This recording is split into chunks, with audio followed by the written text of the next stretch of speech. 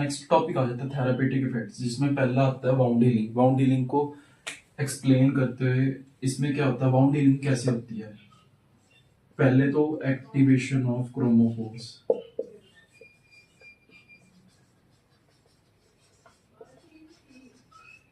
Chromophores की activation होगी सबसे पहले। क्रोमोफोर्स वो मॉलिक्यूल्स होते हैं, ग्रुप ऑफ एटम्स होते हैं मॉलिक्यूल के अंदर, जो कि स्पेसिफिक वेवलेंथ ऑफ लाइट को एब्जॉर्ब करते हैं, ठीक है।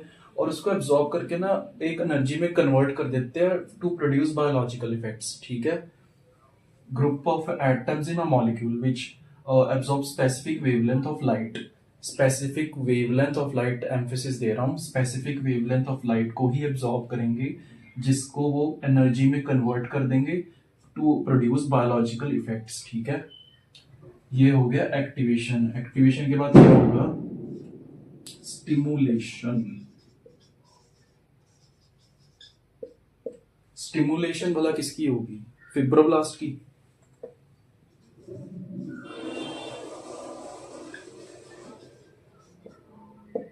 देखो, स्टिमुलेशन ऑफ फिब्रोब्लास्ट होगी। फिब्रोब्लास्ट का क्या काम होता है, जैसे स्टिमुलेट हुए सेलुलर प्रोडक्शन इंक्रीज हो गई, सेलुलर प्रोडक्शन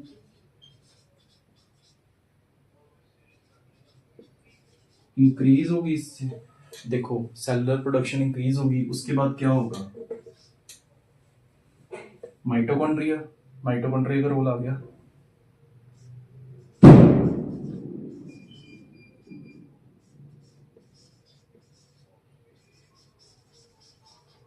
हैंड राइटिंग यार थोड़ी गंदी है, हैंड राइटिंग में मत जाना, कंटेंट पे जाओ तुम। थोड़ा सा ना ये गंदा लिखा गया मुझसे, सॉरी सॉरी। Increase mitochondria. अब जैसे हम पढ़ते ही आ रहे हैं, माइटोकॉन्ड्रिया अगर इंक्रीज हो गया तो माइटोकॉन्ड्रिया क्या होता है, पावर हाउस ऑफ सेल होता है, एटीपी प्रोडक्शन होगी।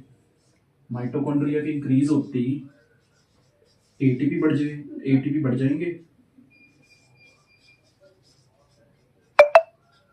एटीपी बढ़ गए तो क्या होगा, प्रोलिफरेशन ऑफ सेल्स होगा।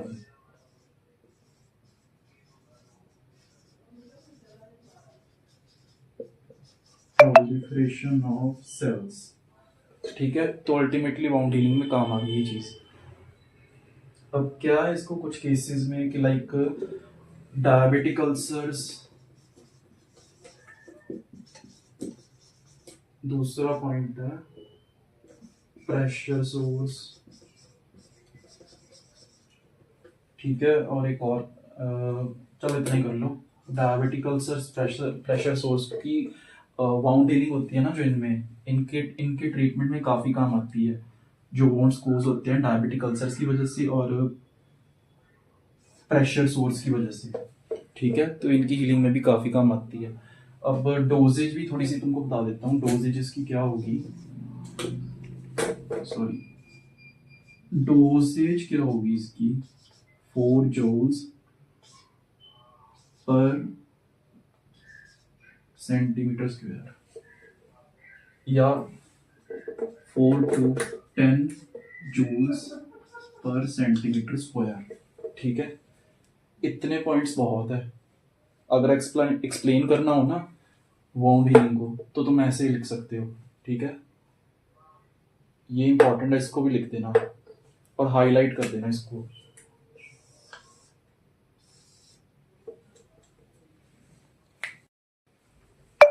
अब दूसरा इसका पॉइंट आ जाता है पेन रिलीफ। थेरापेटिक इफेक्ट है लेजर का ही, लेजर यूजफुल होता है पेन रिलीफ में, ठीक है।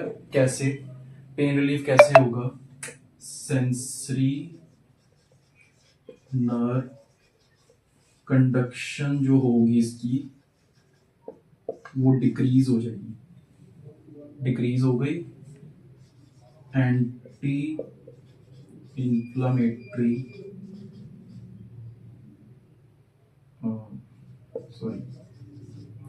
effects produced और increased, ठीक है। दो चीजें होगी, सेंसरी नर्व कंडक्शन डिक्रीज हो जाएगी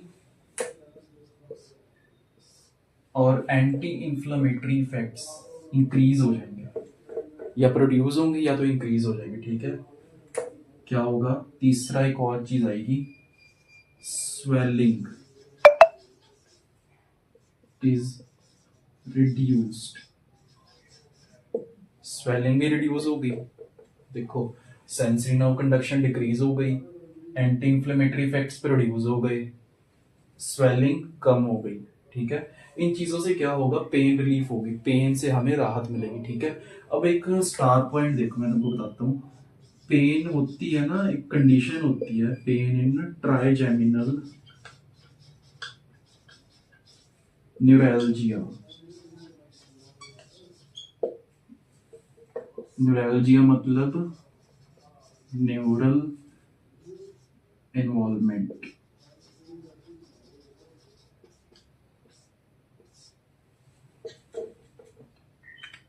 जहां पे भी वर्ड एल्जिया लग जाए ना, उसका मतलब पेन है। न्यूरैल्जिया का मतलब है न्यूरल इन्वॉल्वमेंट, ठीक है। अभी इस कंडीशन में क्या है, इस कंडीशन में लेजर थेरेपी काफी इफेक्टिव मानी गई है, ठीक है।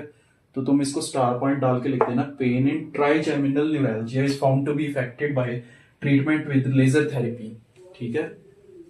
इंपॉर्टेंट पॉइंट है और अच्छा पॉइंट है। तीसरा इफेक्ट इसका आता है इम्यूनोलॉजिकल रिस्पॉन्स। इम्यूनोलॉजिकल रिस्पॉन्स क्या होगा? जैसे ही हमने लेजर अप्लाई की, क्या होगा? ल्यूकोसाइट्स एक्टिव हो जाएंगे,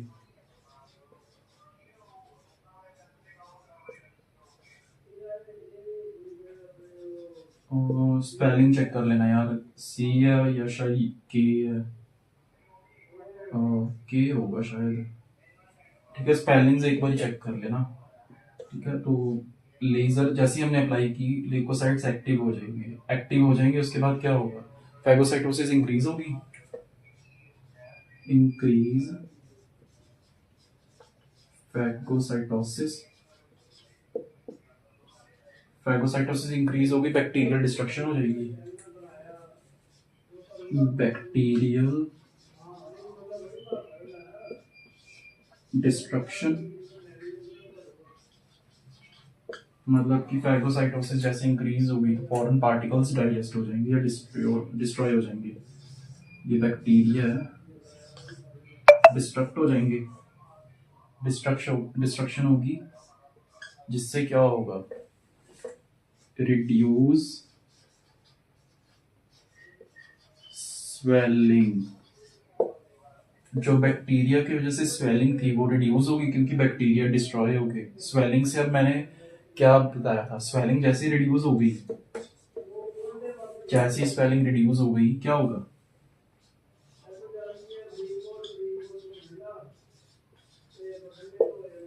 रिड्यूस पेन, ठीक है। स्वेलिंग जैसी कम होगी तो ऑब्वियस ही बात है, पेन भी खत्म हो जाएगी।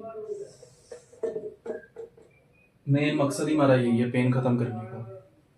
लेजर अप्लाई की, ल्यूकोसाइट्स एक्टिव हो गए, फैगोसाइटोसिस हो गई, फैगोसाइटोसिस की वजह से फॉरेन बैक्टीरिया डिस्ट्रॉय हो गई, जिससे कि स्वेलिंग कम हुई उस एरिया पे। स्वेलिंग कम हुई तो पेन कम हो जाएगी ऑटोमेटिकली, ठीक है। अब एक और लास्ट आता है, एक इन्फ्लामेशन भी है, वो अपन डिस्कस करते हैं अभी। अब चौथा पॉइंट इसका आता है इन्फ्लामेशन। देखो काफी इंटरेस्टिंग पॉइंट है। लेजर क्या करेगा? इनहिबिट करेगा प्रोस्टाग्लैंडिन की प्रोडक्शन को। प्रोस्टा सॉरी प्रोस्टाग्लैंडिन प्रोडक्शन, ठीक है। प्रोस्टाग्लैंडिन की प्रोडक्शन को, सॉरी, इसकी प्रोडक्शन को इनहिबिट करेगा, ठीक है। प्रोस्टाग्लैंडिन का क्या काम होता है? ये कॉन्स्ट्रिक्ट करता है, आइदर कॉन्स्ट्रिक्ट द वेसल्स और डायलेट द वेसल्स, ठीक है। Prostaglandin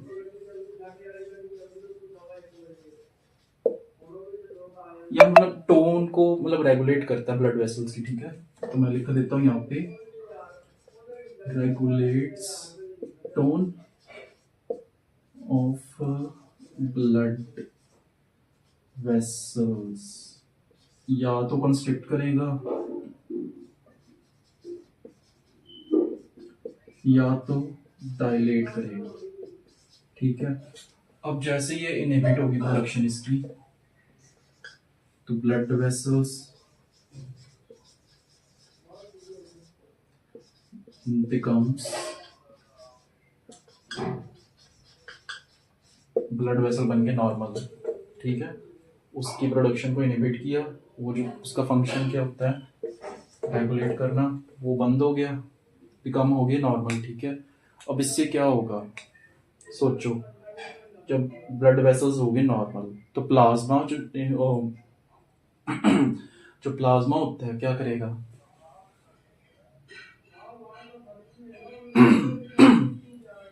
sorry,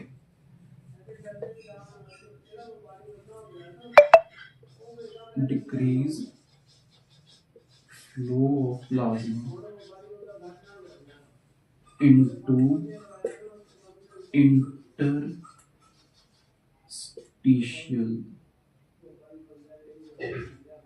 space, flow of plasma हो जाएगा डिक्रीज, ठीक है।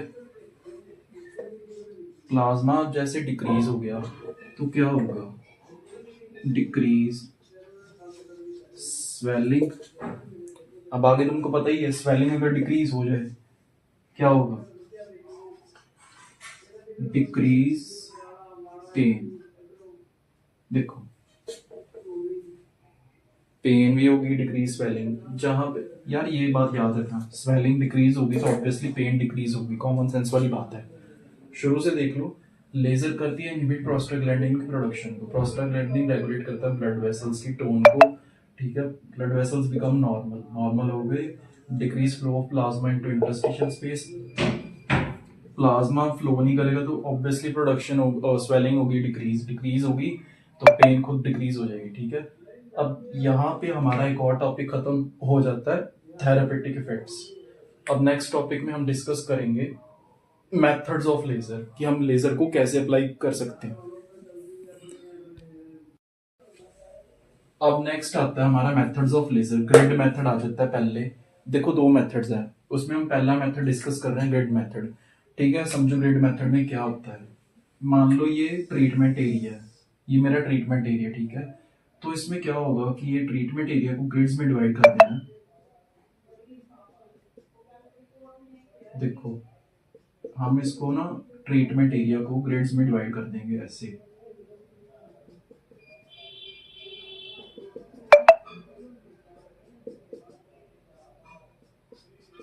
कर दिया 1 सेंटीमीटर स्क्वायर के ट्रीटमेंट एरिया में। ये देखो ये भी पैरामीटर है इसका 1 सेंटीमीटर स्क्वायर, सेंटीमीटर है, सेंटीमीटर स्क्वायर, और ये भी 1 सेंटीमीटर स्क्वायर होगा, ये भी 1 सेंटीमीटर स्क्वायर होगा, ठीक है।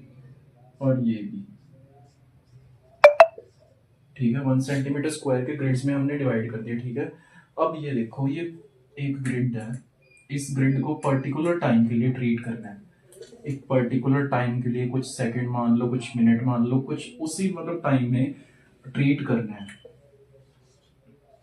For particular time each segment treated, ठीक है। अब इसमें क्या होगा, एक पॉइंट समझो, जो अपना प्रोब है ना लाइट कांटेक्ट में होगा, हैंड हेल्ड प्रोब है ना जो, मान लो इसको हैंड हेल्ड प्रोब मान लो, ये लाइट कांटेक्ट में होगा स्किन के, ऐसे करके दबा के भी नहीं लगाना, लाइट कांटेक्ट में होगा perpendicularly to the treatment area. जो हैंड हेल्ड प्रोब होगा, मान लो ये मेरा ट्रीटमेंट एरिया ग्रिड्स में डिवाइडेड है, तो ये परपेंडिकुलर होगा, ऐसे लाइट कांटेक्ट में होगा, दबा के भी नहीं लगाना, लाइट कांटेक्ट में बिल्कुल। और ईच पार्ट होगा ना, जो ईच पार्ट होगा, मान लो ये पार्ट, ये पार्ट, ये पार्ट, ये पार्ट, ये और ये, ठीक है। एक पर्टिकुलर टाइम के लिए इसको ट्रीट करना है ऐसे, और फिर इसको ट्रीट करना है ऐसे, ठीक है। एक मेथड अपना यहाँ पे खत्म हो गया। अब दूसरा मेथड डिस्कस करते हैं, स्कैनिंग मेथड। दूसरा मेथड आ जाता है स्कैनिंग मेथड। देखो इसमें कुछ भी नहीं है, ग्रिड मेथड से थोड़ा डिफरेंस है कि इसमें जो हैंड हेल्ड प्रोब होगा ना अपना, वो 5 से 10 सेंटीमीटर दूर होगा। इसमें कॉन्टैक्ट परपेंडिकुलर तो रहेगा देखो, बट इसमें जो हैंड हेल्ड प्रोब है ना वो 5 से 10 सेंटीमीटर कुछ इतनी को दूरी पे रहेगा। 5 से 10 सेंटीमीटर इतना ही है, हाँ इतनी दूरी पे रहेगा, और यहाँ से हमने इसको ट्रीट करना है, ठीक है। मतलब no contact between tip of the applicator and skin, ठीक है। 2 पॉइंट्स हो गए हैं। अब देखो कॉन्टैक्ट में तो नहीं है, नो कॉन्टैक्ट, तो ऑब्वियसली देखो कॉन्टैक्ट तो है नहीं है, तो डाइवर्जेंस अक्कर होगी। डाइवर्जेंस ऑफ बीम, डाइवर्जेंस होगी बीम की, जैसे ही कॉन्टैक्ट में तो थी तो डाइवर्जेंस के चांसेस कम थे। अब कॉन्टैक्ट में नहीं है, 5 से 10 सेंटीमीटर की दूरी पे है, तो डाइवर्जेंस हो सकती है, जिससे क्या होगा, लेस एनर्जी